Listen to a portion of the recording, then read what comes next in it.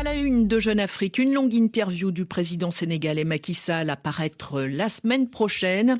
Interview que vous avez réalisée à Dakar, Marouane Benyamed. Bonjour. Oui, bonjour.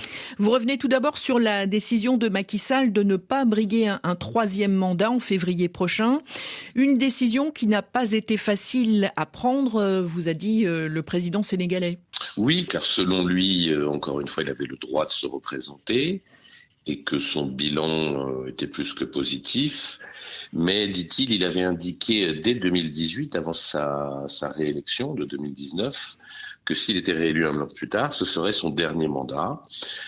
Simplement, il précise que certains ont fait de cette question un cheval de bataille, un argument pour l'attaquer, qu'il n'entendait pas répondre à cette polémique avant qu'il décide du moment opportun d'annoncer sa décision, qu'il voulait effectivement garder toutes ses troupes en action et que donc il a annoncé cette décision de ne pas se représenter relativement tardivement aux yeux de ses adversaires, mais au moment opportun selon lui.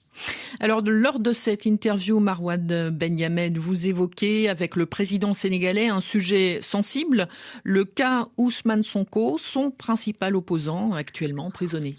Oui, alors c'est un acteur politique qu'il décrit comme un adversaire et non pas comme un ennemi, et que, compte tenu des événements, des accusations qu'a proféré Ousmane Sonko, des menaces même à l'endroit de Macky Sall, pour lui la politique n'est pas une affaire de haine, que la seule chose en revanche sur laquelle il reste intraitable, c'est qu'on veut faire basculer le pays dans le chaos et qu'on incite à la violence, et que donc il estime en tout cas qu'il n'a aucun regret dans tout ce qui s'est passé avec Ousmane Sonko, que tout ce qui a été fait l'a été selon les normes démocratiques les plus élevées, mais que force doit rester à la loi.